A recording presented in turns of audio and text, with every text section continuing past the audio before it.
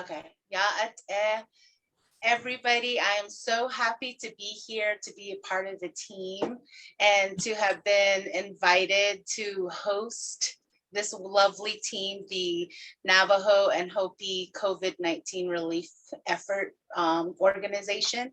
And thank you, Ethel, Miss Ethel, Wendy, Cassandra, Mary, and Mahayo for, holding this entire process and this entire organization and holding it up on its, feet and back and everywhere else, because it just really helped out our people. Me personally, I've been following the organization. I've actually shared your lovely organization on my feed as well, encouraging people to donate to this lovely organization, because I personally know firsthand that the Navajo Nation government is still involved in work sessions and whatnot a year later to help our people.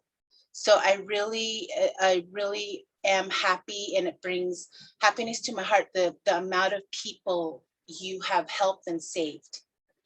And I just cannot stress that enough, because all of you deserve a pat on the back. You deserve, a squash blossom and everything that goes with it, because you did save lives. And all the volunteers that along the way that, joined in on the effort across Navajo, across all 4 states. And not only that, our Hopi relatives, I believe you guys helped out all 7 villages as well. And I've just seen that come across, and it's something that was missing, and that was something that we needed as a people, as a tribe, and as our indigenous relatives. We all kind of locked arms and said, okay, we're going to get through this. And knowing that our people were affected the heaviest and the most, and the 1,000 plus Diné that we know of that perished and journeyed, it's really heartbreaking. But knowing that this organization and others like it have saved probably double that on our lands, because of the lack of water, the lack of electricity, and the lack of information and PPE, that you cut all the red tape out and directly help the people, our people. And I really am happy and honored to be a part of this panel. And I just would love to have each of the group here members introduce themselves, because I'm sure a lot of people are joining in right now. Ethel, can we start with you? Yes, happy to get us started. Yat Aish Ethel Branchin Sha, Biputwatni Nishlin, Nakai Bashis Chim, Sinajini Dasha Che, do Nakai Dashanella, Seizizi de Nasha, and I'm speaking to you from Kinthana. Decided to have the flowers in the background since it's almost spring. I'm enjoying the late snow, but I'm ready for some warmth. So thank you, Lean, for the opportunity to introduce myself. Cassandra, do you want to go next? Yeah. Hi, everybody. I'm Cassandra. I'm Najini and Twadichitni, Nigerian, British, and Irish on my father's side. I'm speaking to you guys from Ute Lands out here in Salt Lake City, Utah. And I was born and raised in Tonanestiza, which is to the city, Arizona. And I currently serve as a deputy director and one of the co-founders of the organization. And Lean, I'm really happy to see you today. Thank you for hosting. I will go ahead and pass over to Mary. Good afternoon, everybody. My name is Mary Francis. I'm the Direct Relief Program Manager. My clans are Ye'idina and Tachiti, born for Tabaha, Lokat Dashache, and Lizatlana Dashanale. And we claim 2 locations when I'm doing my introduction. The reason being is I was raised in copper mine, Bashish Chinita. That's my father's side of the family by my grandmother. And originally, I'm told by my Shamasane and Shicho that, you know, I should always say that I'm from Inscription House because Ada Shama Chibike, though, you know, that's where all my Tachitni relatives are. So I always claim both places. But yes, I'm very happy to be here today, and thank you. And I'm going to go ahead and hand it off to Wendy. Hello, everyone. My name is Wendy Atsidi. My clans are Bitterwater and Salt. I'm originally from the Herfino area, which is on the eastern side of New Mexico. And I just want to say thank you to everyone. I work as a public health education and the program manager for Yhalda Nido. And so I just want to thank everyone again. It sounds like it's been a very impactful day, hearing the different videos as we went through the hours here, and just glad to see we close up with everyone again in this great way. So I'm going to hand it back over to anyone else here that we missed. Oh, that's everyone. We're hoping that Shondine can join as well. She's having some technical difficulties. As you've seen in our panels, we give you the real experience. You can see the broadband challenges, the Wi-Fi connection challenges, with the challenges our team members have had with connecting today. So, and Lean is representing the southwesternmost portion of Navajo Nation, the outpost in Phoenix, where what do they say? You can leave the reservation, but the reservation never leaves you, something like that. So Lean's actually having some technical difficulties, but Lean, I think we can still hear your voice. So if you want to continue, I think we can still hear you. Oh, okay. Looks like she's in the process of rejoining. So, yeah, we actually had that problem. We would tease Teresa on our leadership team that she was dialing in from somewhere on the res because she had so many internet connectivity issues. We appreciate your patience as we wait for our host to rejoin. I really enjoyed the panel with you guys this morning. It was awesome to have you guys run through the incredible work that you've done over the past few years. And I was hoping we would have more time at the end for discussion. You know, it just never works that way. Maybe, I mean, I know when I look at what you guys have done in the last 2 years, it's just amazing. Like we try to compile our stats on performance, and it's just crazy. Like, you know, 10 million masks, over 500,000 people that we've served. It's just really cool and profound, and we're still going at it. We had no idea 2 years ago that we would still be going at this. Yeah, what does it feel like, ladies? I mean, it's been a lot of work. I think that can be measured with how much coffee and tea. I didn't have any this morning, so it was really tough. And with a change of time, it was pretty rough this morning, but I'm glad to waking up and yeah, and I had my coffee. Oh yeah. But yeah, even in between time, I'm still working on sending out the incentives for the vaccine campaign.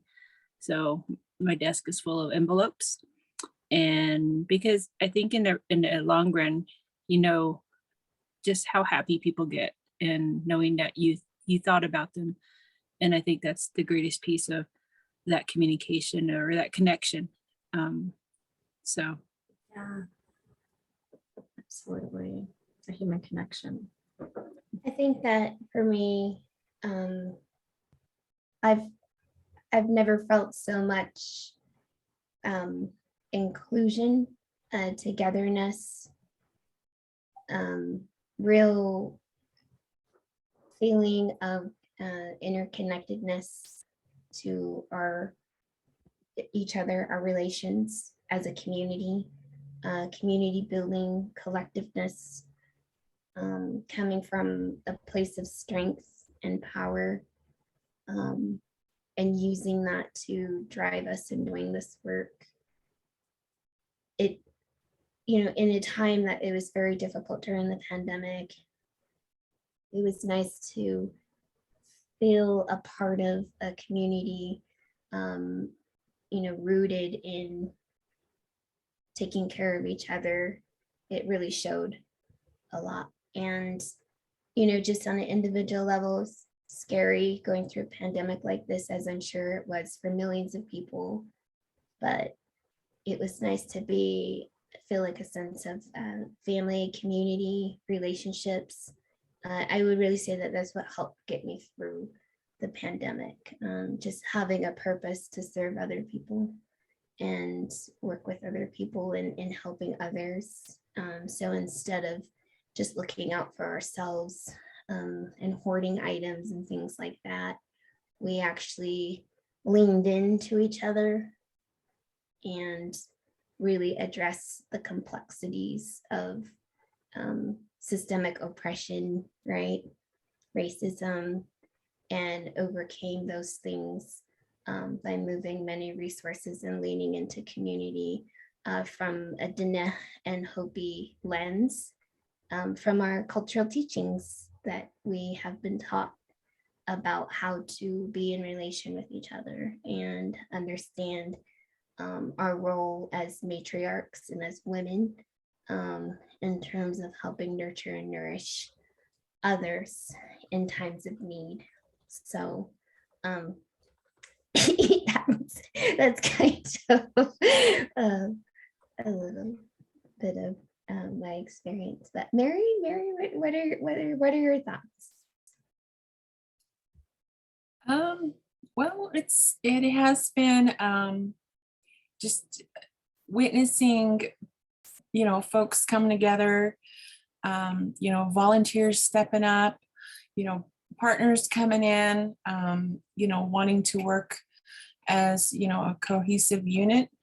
That was beautiful in itself. And just like, Cassandra and Wendy has mentioned, it's, it has also taught us that we're not ready as a nation for a pandemic. We're not pandemic proof. And so I think that should give us some some insight on how we can approach future things that are not out of our hand, or that are out of our hands. So I mean, there's quite a few planning that we need to still continue working on. And yeah, that's I guess lesson learned. But yeah, it's been a great honor and pleasure working with everybody all around, and I feel very lucky to be a part of this team, and just working among the leadership here, and just working with all the volunteers and everything. So I'm just very thankful. I mean, always very humble and just really grateful to be here to help serve our people. It's been really amazing to work with you ladies. I just feel like, oh, we have Lean. Hi, Lean. Hi, sorry about that. Hey.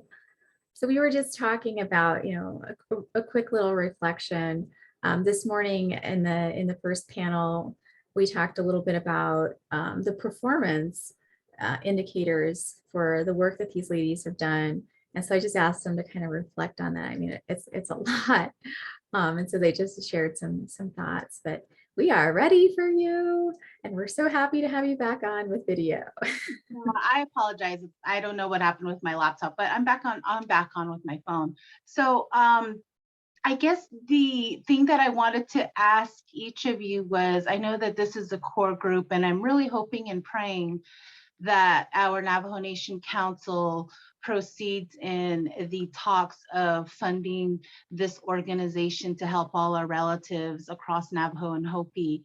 And I really, I do pray that, because I did contacting delegates to see if they can follow through on that mission, because it's so important for our people, because we still have our Diné living in the remote areas that are still not aware of the slight restrictions being lifted. But I really want to touch base with this core group and kind of follow up and how you found each other and how you started this wonderful organization, for all our listeners that have, are new to not knowing how this core group got together to help out our people.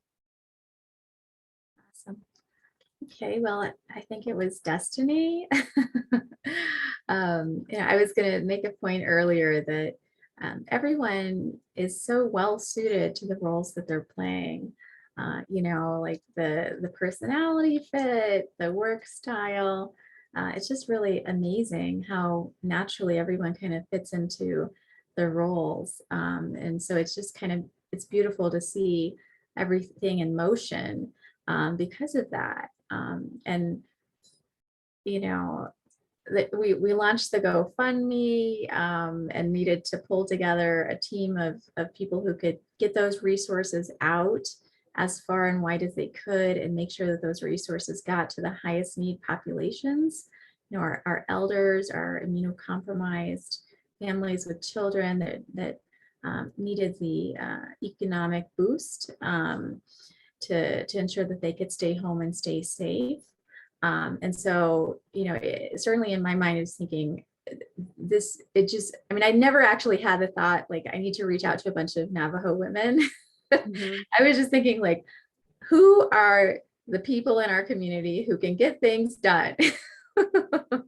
And not just at Navajo, but it was Hopi as well.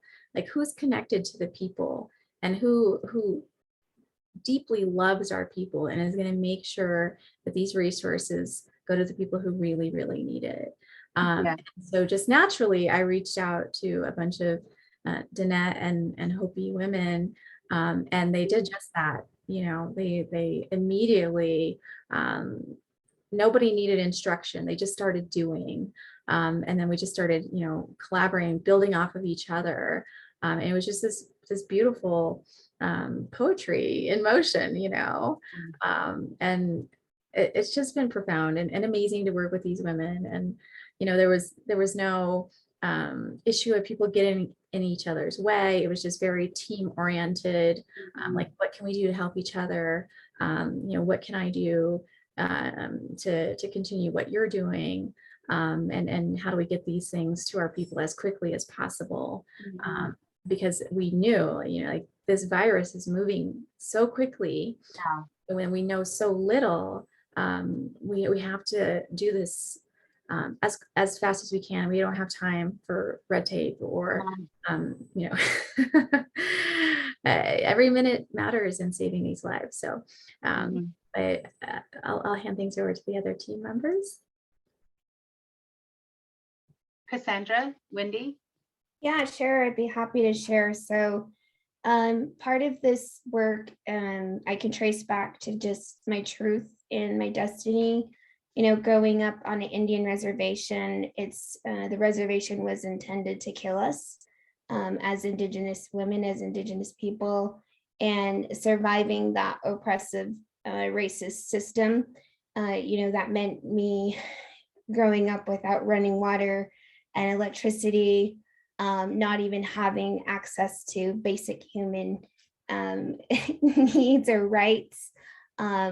So, I'm a res kid. I survived a pretty hellish environment in many ways that was intended to kill not only me, but my mother and my grandmother and my great grandmother. Somehow coming out of that nightmare, we like I see myself carrying buckets of water for our community, when in many ways we're on fire, even in 2022, because we don't have access to basic infrastructure, and we're still dealing with the consequences of some pretty oppressive systems, our own government included, which was very apparent in the response or lack of thereof, in being able to protect our people in one of the most important times in history.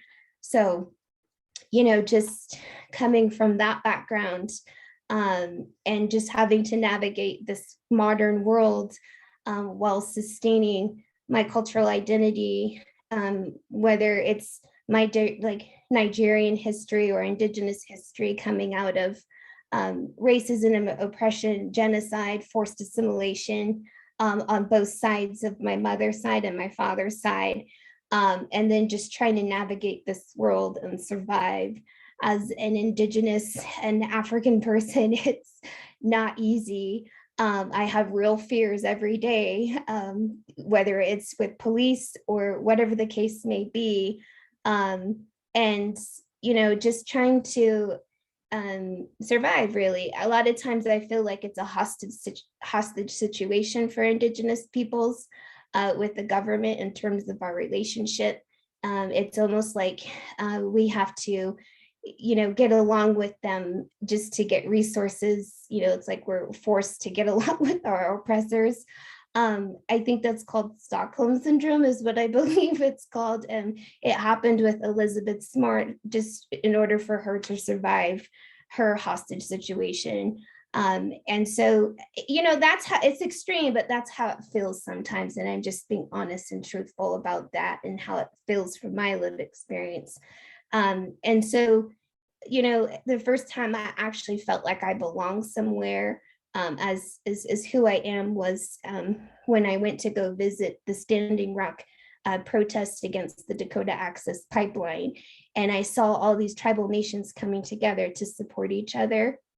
And they were talking about how decolonization first starts by loving yourself, just very powerful, loving community words around protecting your inherent right to freedom and sovereignty and your pursuit of happiness and what that means for you and your community, and protecting that. And so from that point on, I just said I need to give back to our communities. And over the years, I've been community organizing, and advocating for Indigenous rights, for the protections of our ancestral lands, the empowerment of our voices and uplifting them, whether it be through voter engagement or missing and murdered Indigenous women and children, just all kinds of different ways of really just trying to give back to our communities. And naturally, as I was seeking my truth and honoring my path and doing this process of pursuing my passion about that, it aligned me naturally with this work. And so in many ways, I always talk about how this work for me, and I think for all of us here, was prayers that were answered from many generations back, from our ancestors who were surviving the camps, surviving everything they were going through with forced assimilation. We are those seeds that were planted back then to show up to protect our community now in this way, in a time that they really, really needed it. And I think naturally we aligned with each other the way that we did, these key people here, as well as all the community members and our staff that we worked with so seamlessly, to be able to form a protective shield around our community at this time. So I really appreciate that feedback, because it does. I myself went to Standing Rock as well, and it just really, it was a life altering area and mission and solidarity with our Indigenous relatives up north. And to have that return to us as a tribe through your organization, because I remember seeing it on the news and at the very beginning of the pandemic. And I really appreciated the fact that you guys just hit the ground running. Like, who needs help? Let's help them now. Let's help them today. And that's what we need. We need the go-getters, the think outside of the box people. And it really takes a real solid team to get the mission out there, the need out there, the help that's being requested to get it out there. And it does take a team to, all right, I'll do this, you do that, and then brainstorming, how else can we help, how else can we save our people and our indigenous relatives, the Hopi, the Kisani. And I wanted to ask Wendy what her perspective was in joining in on this organization and how it's affected you, Wendy, this far. Thank you. Excuse me. Thank you for that.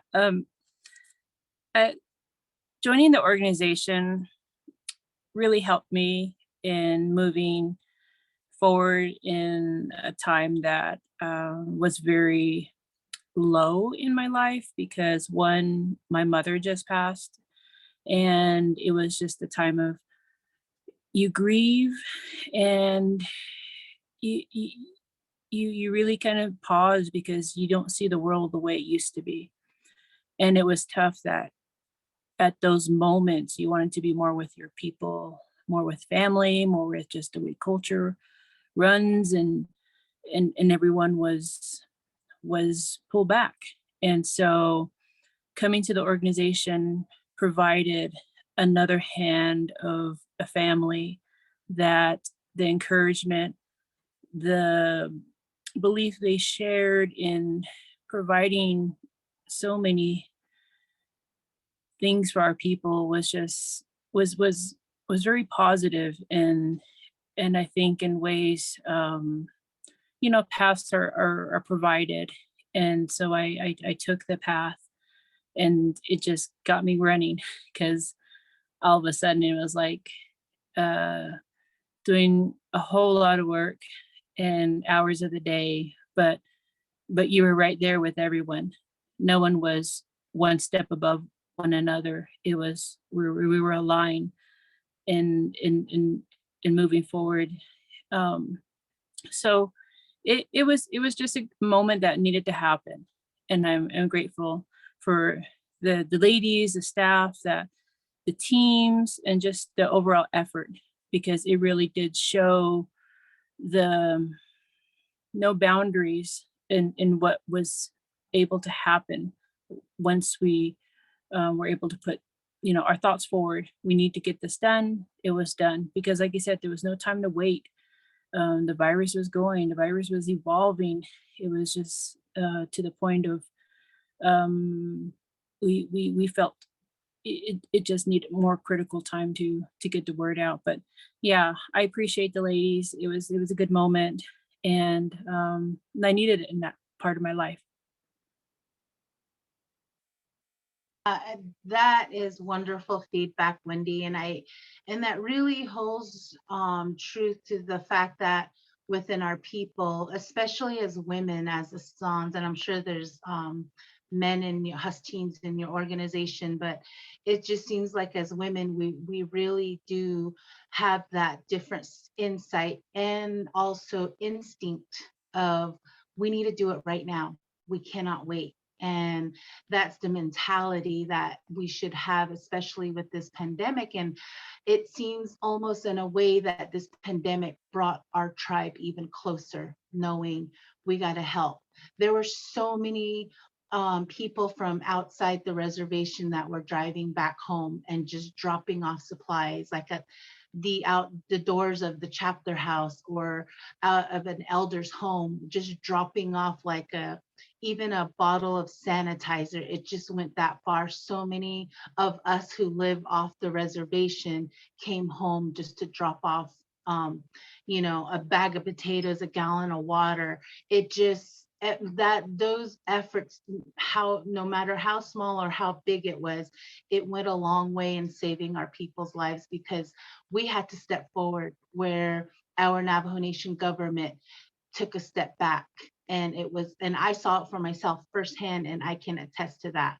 And even right now, it frustrates me knowing that we have an official GoFundMe that we have no clue where those supplies went, toxic water being handed out. And so for me, I really champion organizations like yours that just cut out all the work sessions, cut out all the red tape, and say, okay, who needs help? Who needs to be served? Because we're saving lives. And that's really appreciated. Mary, I wanted to get your input as well, because you are an amazing person too. I have yet to meet you, any of you actually. But Mary, how did this whole pandemic and this organization change you as not only a Diné Assan, but as someone that was of service to the people?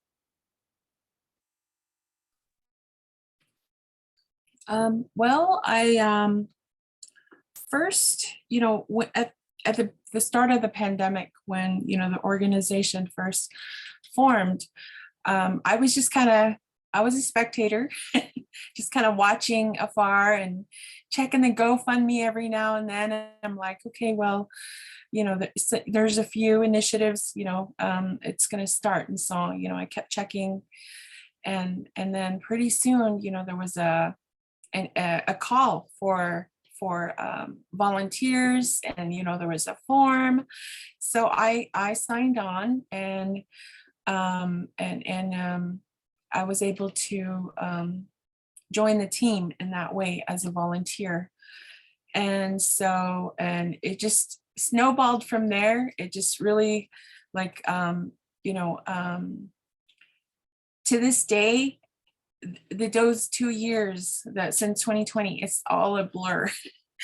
It doesn't feel like it's been that long, but I know, everybody's super busy every single day, serving the communities.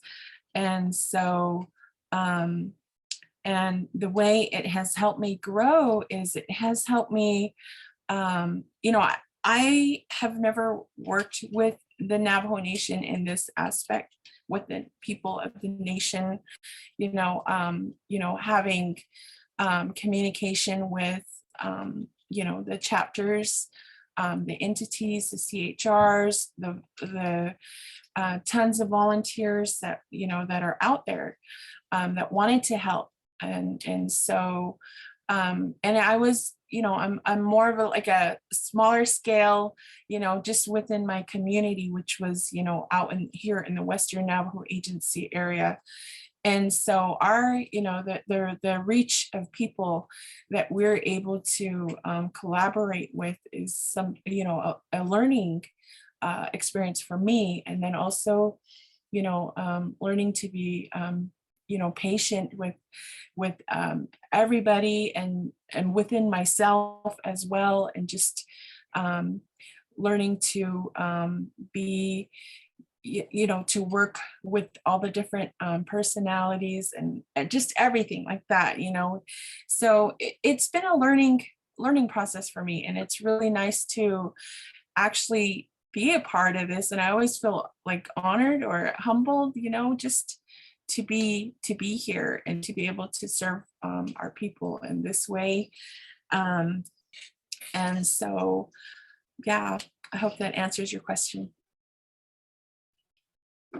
Yes, it really does. And I think that you're right, Mary. The past 2 years through this pandemic, it's really changed a lot of us to be a little bit more humble, a little bit more grateful for what we have and who we have in our lives, because as we know, we lost so many loved ones, and it just put everything that we thought was so important into perspective of like, okay, we lost songs and culture, ceremonies, prayers, in the form of all the 1,000+ people that we lost. And I'm really grateful. Just, I cannot extend that enough to this group, that for what they've done. And I want to put Mahayo on the spot. I don't know if he's able to join us, but I wanted to see if he could share his perspective on how he's, what he feels about this organization, and also, Mahayo, how you've come into contact with everybody here, because you're actually the person behind the works here, and I wanted to get your input as well, and to thank you as well in helping out this group. I don't know if he's able to join us. Thanks, Are you Lean. there? I appreciate that. I appreciate the question, and I had to close my door here just so we don't get any outside noise. But I came into the organization almost a year ago in March of 2021, and so as I had come into the organization, I had to really catch up with a lot of programs that had already been implemented. Thus far, when I had joined, the relief fund had done so much already. And so I had to really kind of learn about all of the distributions, the teams, the programs that they had already undertaken. And it was great. It was really like, when you think about it, it's monumental just in terms of how fast the relief fund was able to organize and to start delivering resources to our communities. I think that if you speak with both of our founders here, they'll let you know that even before the first case was identified in Chilchimbito on the Navajo Nation, they had already come together and started to plan what they would be doing to assist and help our Navajo communities. And for me, that's just like, it's such great foresight that they had exhibited to say, we need to help our communities. One of the things that you said that I thought was great is that as women, and this is from your point of view, it's like we can't wait any longer. Let's start to implement some of these changes. Let's start to affect our communities. And I think that in some ways, that could be an extension of how there's a little bit of a difference in terms of perspective, and nurturing our families and looking at communities as extensions of our families. That was one thing that I thought was great also, just in terms of extending kinship and ke, and just being able to say, it's not just us that's going through this, us in the immediate sense, it's everyone, it's all of our chapters, it's all of our Navajo people, it's all of our Hopi people. Let's get out there and let's start to, let's help them, So I also think that it's really nice that people were able to support the relief fund from the get-go. For them to be able to garner so much support, even in terms of crowdsourcing funds to affect our communities, it's awesome. That kind of thing doesn't just happen like overnight in terms of a lot of people trying to organize GoFundMe's.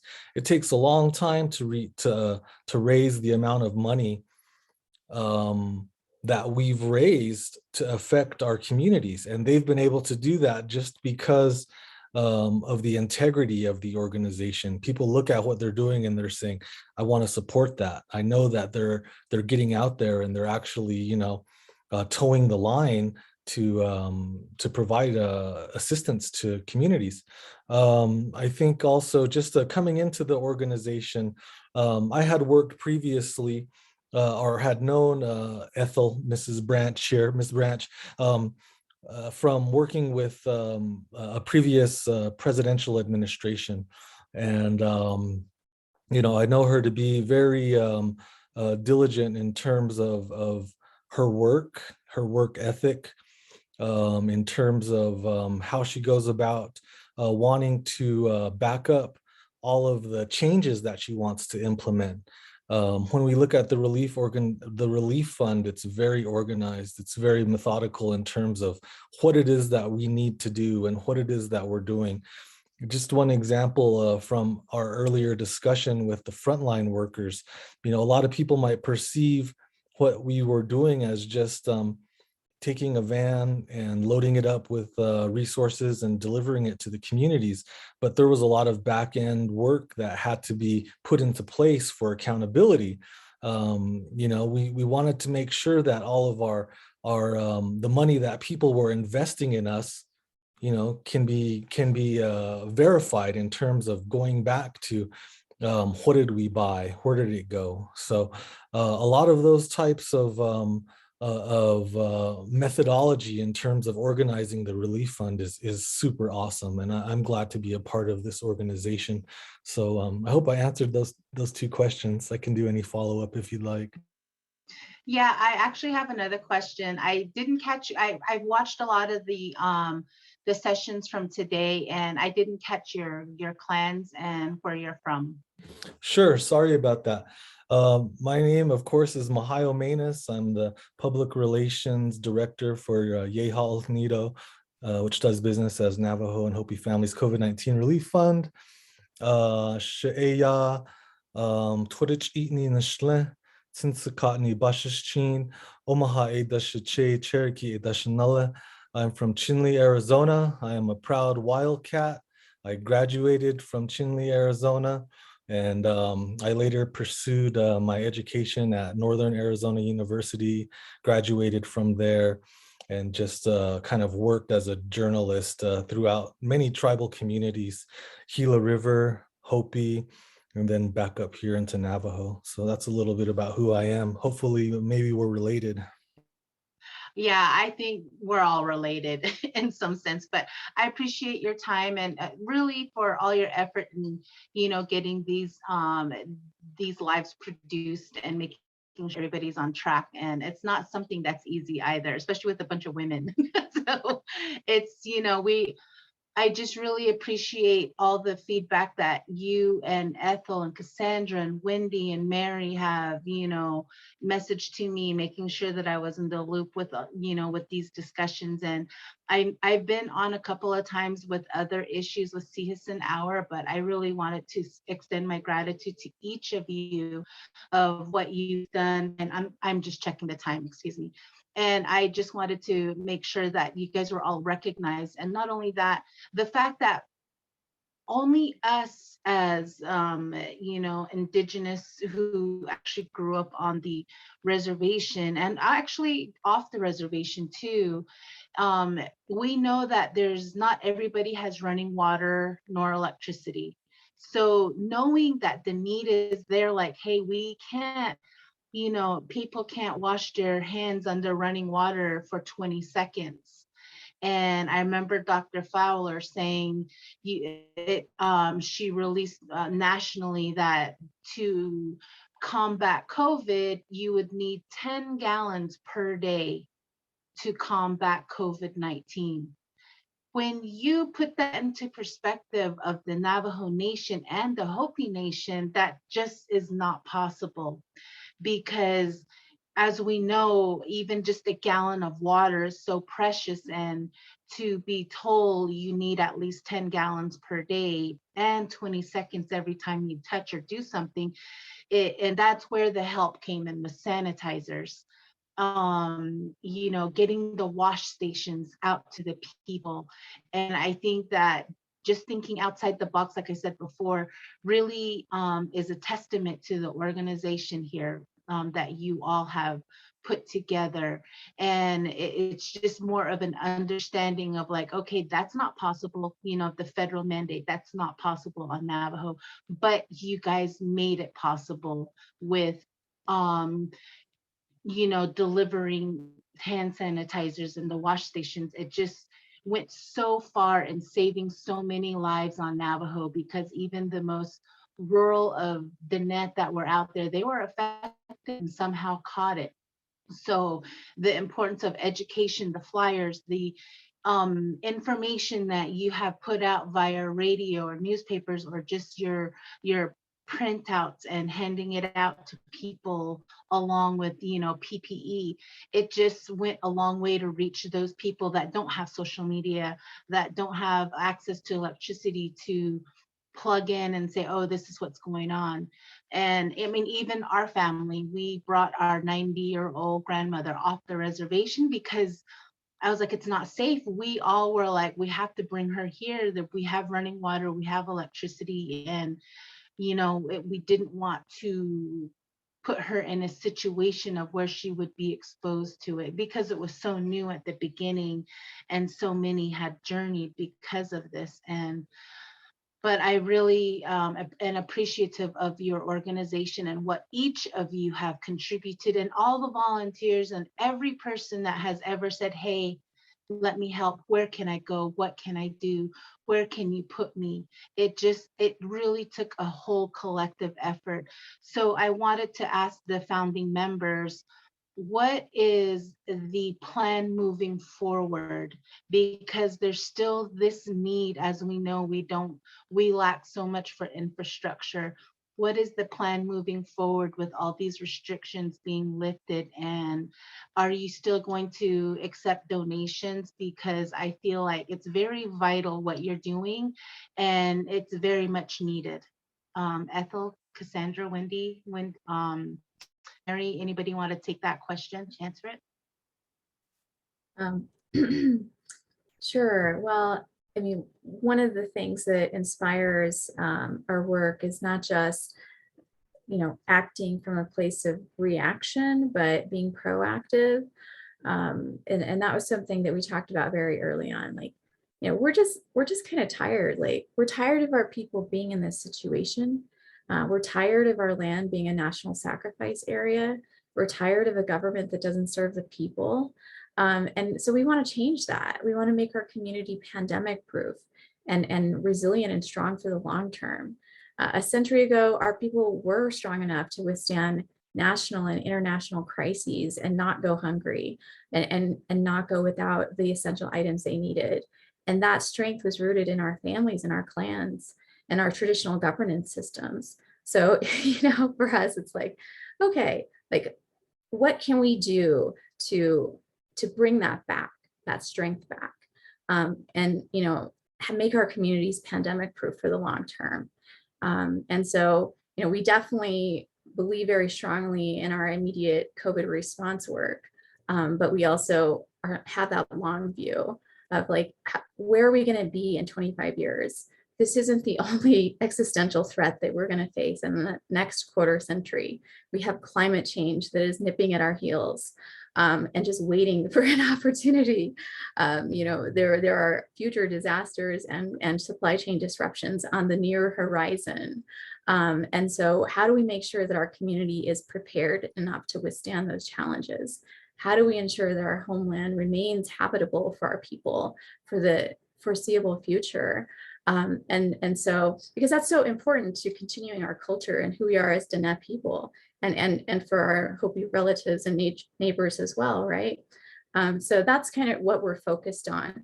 And we've launched our inaugural community center that is focused on rebuilding our local economies and ensuring that we're growing our own food, and creating items that our community members need.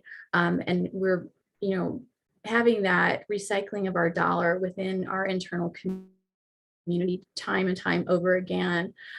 So, you know, we're investing in our people. I think our people showed their strength. They showed that even though, you know, Cassandra talked about, you know, this environment that we're in that is designed to eliminate us and you know, fully assimilate our people. And that's happening, right? We have a massive depopulation of Navajo Nation right now, and substantial loss of culture, substantial loss of language. So how do we reverse that and bring our people home? And the pandemic brought so many of our people home. So much talent came back home, and creativity and leadership. And those people emerged when we needed leaders to step forward, like Mary. You know, when we did our calls for volunteers, our people stepped forward and they were unafraid, and they were so capable, so incredibly capable and loving and able to provide a substantially high quality of services to our people, because they're from our community. They know the challenges that our community members have and their unique needs. So, we want to continue investing in those people and investing in them as entrepreneurs, whether that's small business entrepreneurs or social entrepreneurs, so that, our local change makers can design our local solutions for long-term important social change, so that our local entrepreneurs, business-minded people can be providing the supplies that our community needs and building that local economy that is insulated from national and international supply chain disruptions. So that's really our primary area of focus right now. But we also are going to be moving in the direction of trying to solve the housing challenge, whether that's remobilizing volunteers to have them go out and repair grandma's hogan, because your story of bringing your grandma home to Phoenix, it's I've seen that in like my neighbor elders, try to, their families put them in elderly home facilities, and they're like trying to build a fire. It just breaks your heart, like they don't want to be outside of our four sacred mountains. They want to be home. And so how do we make that possible? How do we make that safe? How do we make sure that they have the fresh foods that they need and are able to store their medicine safely and to complete their life the way they want to do so? And so, that's the area we're going to start moving in, and tied into that is also land reform. Like, we have so fully accepted the rules of the game as defined by our oppressors, and we have assumed that role ourselves. Our own government has assumed that role. No longer do we have to worry about Washington oppressing our people. Now we have Window Rock doing that job very, very well. And indeed, our government was designed to serve the United States interests and U.S. corporate interests. And again, like that purpose, a big part of that purpose is to eliminate us as people, as a culture, as a nation, right? Because they want our water, they want our natural resources, and our people are physically in the way of that. So by making our homeland uninhabitable, it incentivized that diaspora and that outward migration. And I mean, within 25 years, we really are at risk of not having a homeland, because our people have to move to town to access electricity because of rising temperatures and the inability to store food. Land reform and bringing back our people, repopulating, creating the population base that is necessary to secure the water rights that we're entitled to, that we are more than entitled to, is so, so important. And so, working towards a rejection of that outward framework and assertion of a framework that is meant and designed to serve our people. And part of that is unlocking the land and saying, we're just going to open up our land to our people. We're going to let grandma give her grandson part of her traditional land claim.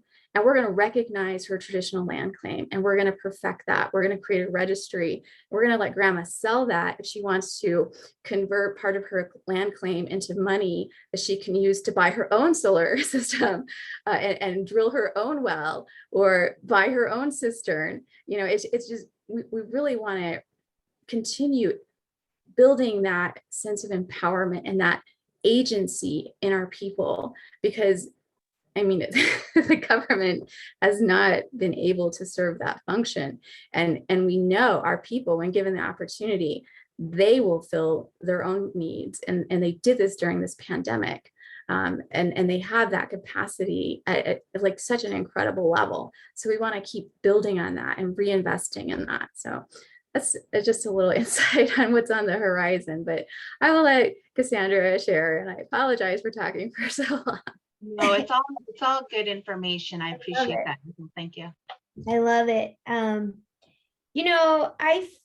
been on this planet for 36 years, and I see how beautiful the universe is. I see how beautiful the galaxies are.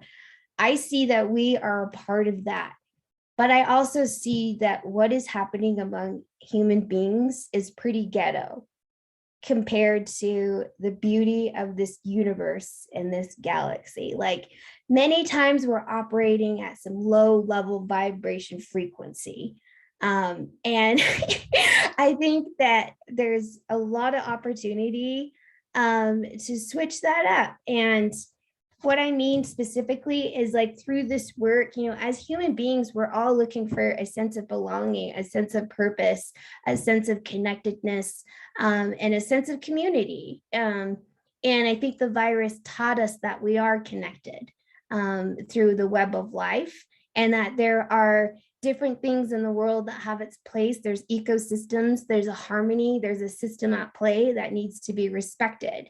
And the ridiculousness in our behavior as human beings, in which, you know, many of us participate and engage in the climate crisis itself, you know, we have to change that. But the way we do this, I think, is through joining together, through embracing the complexity of that challenge, collaborating through inclusion, giving people an opportunity to be great at what they're good at, giving them an opportunity to lead and pull off their strengths. We need to nurture the wisdom and creativity in our leadership. We have many strong leaders. You may not have the title of president or vice president of anything, but I have seen some of the most strongest warriors and heroes step up who do not have that title, who come from barely anything. And it's very heroic what they've been able to do. There's wisdom and creativity in that needs to be nurtured. Embracing the present, moving beyond the past, but also learning from it. Like Ethel said, like many of our ancestors a generation ago could survive really well in these circumstances, you know, moving back towards that in many ways, learning how to hunt again, learning how to grow our own food, supporting those types of sustainable solutions that many organizers are doing on Navajo and Hopi nations. And on top of that, I don't think that Indigenous perspective or leadership should be put on the back burner. I think we are the answer. I think we have the solutions in many ways to addressing the climate crisis issue through these things I'm talking about. I think we need to be honest with each other. And I think we need to talk about the real crisis we have on our hands in many ways and have a truthful conversation about that centered with love. I think the government needs to fund our tribes in an equitable way. The billions of dollars we got is not enough. And, you know, we have trillions of dollars of infrastructure that needs to be built in order for our people to have that equitable access to happiness, the pursuit of happiness that we also inherently deserve as human beings. There's more than enough on this planet for everybody to be successful, to be happy. We just need to move beyond those low-level ghetto vibrations that we've been operating at. And then I think that we need to support the energy transition for tribes in terms of allocating significant resources into our communities so that we can survive what's coming our way, which is more natural disasters. Those are just some 2 cents that I learned doing this work that I think could be really helpful. I'll pass to Mary.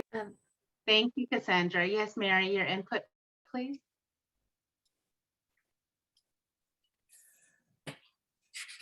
Yeah, there definitely has to be a shift somehow. I mean, you know, from the government reform, everything, because what we're in right now, the way things are being handled right now is not good enough. We need to do better for our people. We need to do better for ourselves so that we are able to continue being, you know, strong and you know, we can take care of our families. And you know, they say "Takwa ego," you do for yourself. And then growing up, my grandmother used to say, take care of yourself. And I didn't know what that meant, but really it wasn't just that term of, well, just, take care of yourself, that's it. But it was more, it meant something deeper than that. It meant, make sure you, your well-being is good. You're doing well spiritually, mentally, physically, and, just in all aspects is what she meant. And so, I'm pretty sure I'm not the only one that has a grandparent or a mother or parent or a parent that has, those wise remarks to them, So it's just really just moving together as, as human beings, and coming together, and then just seeing so much hurt, so much,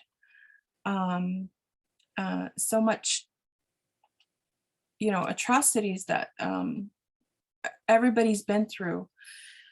And everything isn't always, I guess, with that considering, just thinking too, everything's just not like,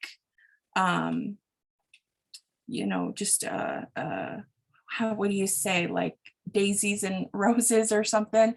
But there are some things too that we have to go through as human beings. And I think this is one of the learning lessons of it, which is, the pandemic, experiencing something bad, and from that, something good will come.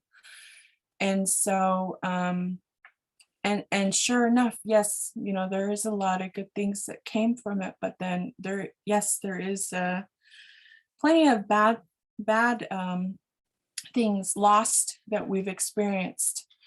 And so, just taking from that and trying to be considerate of one another, and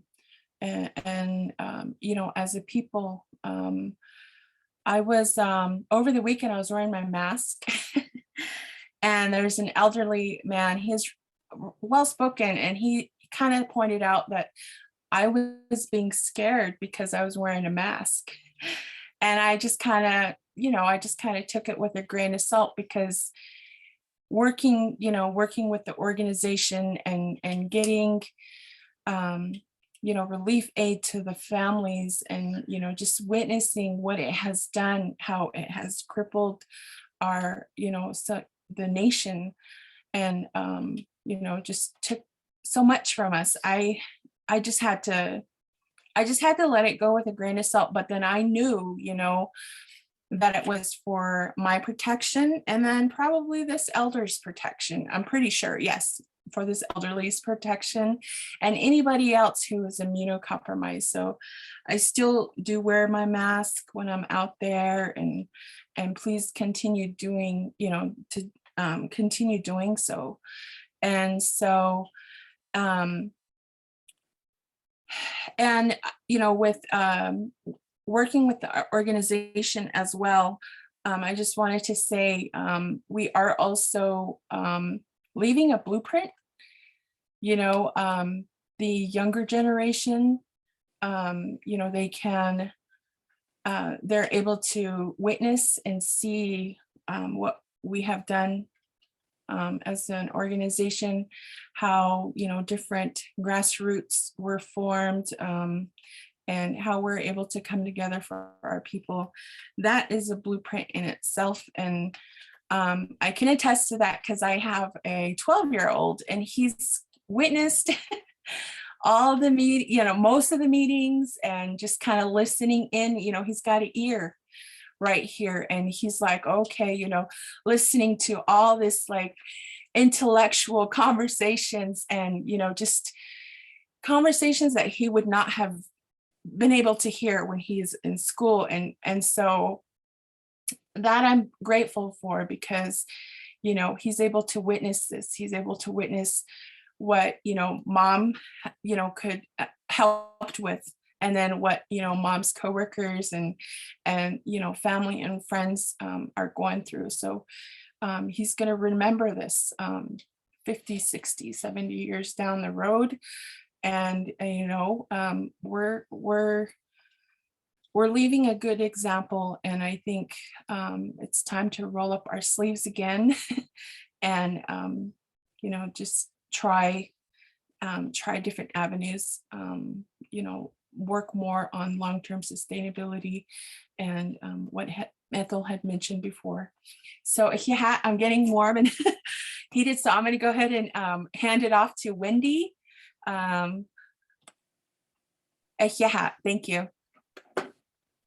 Thank you, Mary, and thank you everyone again.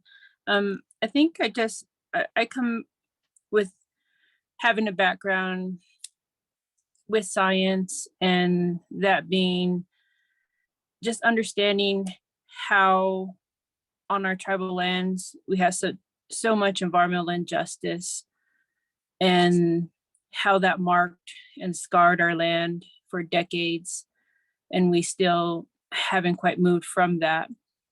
And when this pandemic came on, just like a wave, and then another wave and another wave, it really brought out such disparities that the most essential things we should be having, it wasn't available. The clean water, the infrastructure to have such amenities that are within our reach as grocery stores, and even the types of gardening and farming and everything so systematic together, that all this just created this perfect storm of awareness for everyone. And I knew with the environmental pieces that of like the water concerns, about the air pollution, of so many things that we need to move forward with and help get better in those cases. But it really struck us at that moment. And I'm hoping our leaders are able to hear this and see this, and because everything has been documented. We're at the age where technology is here and we see things, and they saw the disparities. They can't deny that. We all say such percentage numbers of how much have electricity, how much have running water. We saw how nonprofits were able to network and organize with one another, and using everything they had, from old trucks to using up their vehicles in ways of just wearing them down. And I know this came with the heart of helping our people, because that's what's inside of us from the moments of our ancestors, moving forward and surviving. And so we have this survival instinct inside of us that really got us to, again, understand how far we've come. And I know in ways of looking at our homeland, looking at our sacred mountains, looking at the natural elements that we have always share sacred within our ceremonies and songs and language, that we can't start saying those things of the past. We have a chance to make them new and fresh and forward in ways that we know we have clean air, we have clean water, we're able to assess infrastructure in ways that helps our people. So we're not in the points of setting up tents just to isolate, or even to the point of it became a huge opening awareness for everyone. So it's really good to see how this is a prime example of a group with heart working together as other nonprofits have done, and really showing our tribal government that we stepped up and we just did it. And I'm hoping that people learn from that. And as Mary said, The kids are a witness, and they are seeing this, and this is becoming history. And so I'm hoping they get to carry this forward and mark these in good ways, and mark these in ways of we're going to be more sustainable. We're going to seek these areas of better ways of just a lot of different types of pathways, as renewable energy, as sustainable gardening, as a lot of pieces that our ancestors didn't have to go outside the circle to feel they can't make it, because everything was here. And as Cassandra said, we have our seeds. We have our seeds in our songs, our culture, in our people. Everything of what's inside of us, we carry forward from the past and the way our ancestors survived. And so it's been a great milestone in just seeing everything work in the way it has been. So I just thank everyone, and to continue on with the strength that we see, and the heart we have with one another. So thank you. Wonderful. Thank you so much, Wendy and Cassandra, Mary, Ethel, and Mahayo. I just wanted to share a little bit of, I'll be quick, how inspired I am by this group. How inspired we all are by every nonprofit and this model that you've created, that we actually, our government and our people, we got in our own way of progress. This has shown the strength and the power within every single person that volunteered, that traveled back to the reservation, that delivered a case of water, a case of sanitizer, improving outhouses, changing out an outhouse, delivering water. If anything, this pandemic, if there's a positive, is the fact that it showed the strength and the prayers that the ancestors poured into us. It's working, just like what Cassandra was saying. We are those prayers. We are that answer.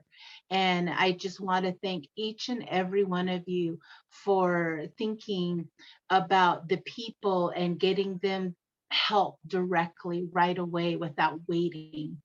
And because lives were saved, and across Navajo and Hopi, and I just really want to express my gratitude to this entire group and organization for helping everybody in the Four Corners area. And I'm sure that beyond our tribes were helped as well.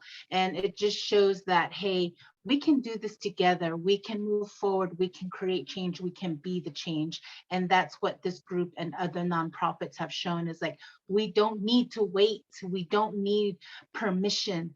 We can be the change and make sure that our people get the help that they need to, because we're 400,000 strong, and there is no way that this body of government can help every single person. It's going to take the tribe as a whole to help every person at every corner that we can, because you guys went to every chapter, you guys traveled to every village on Hopi, and I just want to say thank you so much. And I really like that the gears in which you guys are changing to help with housing and land-based developments, and for our people, because as we know, a lot of people were evicted, they lost their jobs and their homes, and they've moved back. So we have multi-generational homes now, and changing the gears to focus on that is really important, because Masani does need her Hogan, fixed or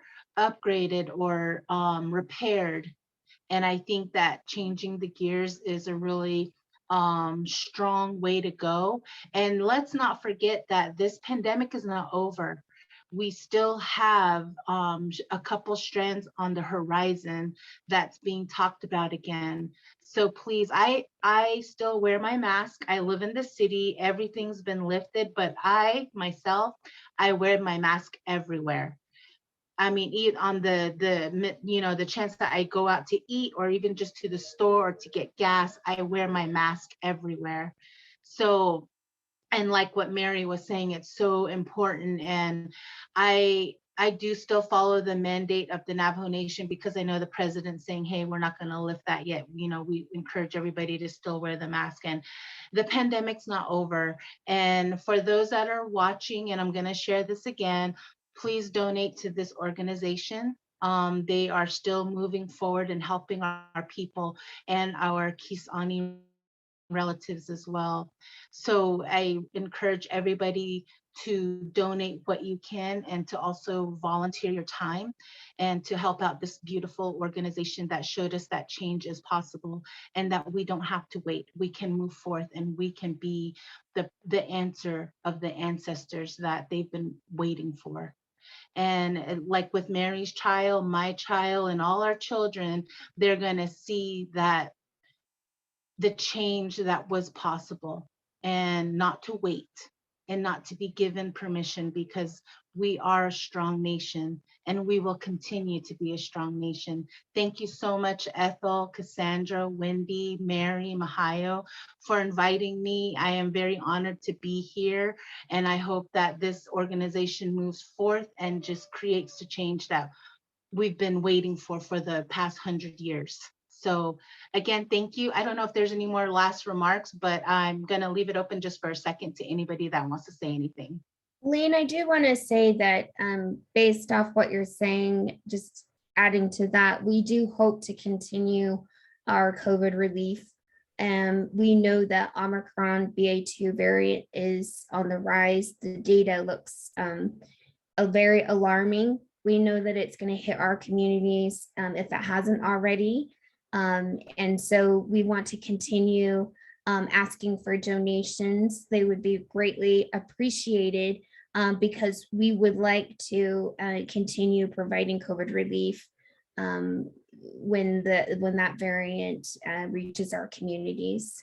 So please continue donating to us. We know that a lot of people are turning the page, they're done with COVID, but we know that COVID's not done with us. And here, our main objective is not one other life that needs to be lost to the virus. So it's really important for us to continue to provide that support, that direct relief support to our communities. And then I really loved what you said about the sense of nationhood. I think we need a strong sense of nationhood. Native communities are starting to gather again. We have many large gatherings wherein we share stories, we dance, we sing, we do all kinds of things to celebrate each other in a community. I hope people come together with a renewed sense of community, navigating that safely with social distancing, practicing washing our hands, hand sanitizer, wearing our masks. And again, with our work, I think that we create a sense of belonging, a sense of self-worth, a sense of leadership. Those things transfer to a sense of empathy, a sense of confidence and compassion for others. And that ultimately leads to fulfilling our own independence and interdependence on community, creating that strong sense of nationhood, which is so desperately needed for us to survive colonialism, for us to survive future pandemics, natural disasters. So we hope to continue creating space for that at our organization. And then we hope to see a stronger sense of nationhood from our own leadership. I mean, I think that's what happened during the pandemic, is that nation has been reawakened. Mm-hmm. And that's the people stepping forward now, right? Because the nation is not what was imposed externally. It's what is within us and continues to be within us as a people, as a culture, as a sovereigns. So that's exciting, and I can't wait to see what lies on the horizon with respect to that. I do want to note that and build on what Cassandra said about wanting to continue to do relief work. And Mary can attest to this, but like in December and January, like literally we were making programmatic planning decisions based on how much was coming in from GoFundMe. Actually, that started like in October, November. So, the donors stepping forward and continuing to give. And we've spent over $13 million in providing direct relief in response to COVID at this point. And so it seems like a massive amount of money, but it goes very quickly. The care packages we give, the isolation kits we're providing right now, those cost about $500 each. It's 2 weeks worth of food. It's PPE, oximeter, thermometers, very high quality PPE, a vaporizer, like all these things that we know our people need to be comfortable during this most uncomfortable period of their life, right? This life-threatening challenge that they're facing with the virus. So anyway, I just wanted to add that and wish you all well. And I encourage everyone to do as Lean and continue wearing your masks. Please get vaccinated if you're not already. Catch up on your second shot or your booster. The vaccine really is the best defense we have against COVID. And our community has done a phenomenal job of embracing that tool. And I hope you all continue with that. So ahead. Thank you, everybody. Thank you for having me as well. And keep going strong. Thank you. Thank you, Lynn. Lean, thank you for being our lovely host. Yeah. Oh, you're welcome. You're an inspiration as well. So Absolutely. Thank you. Okay. All right. I'll see you guys. Okay. Go on.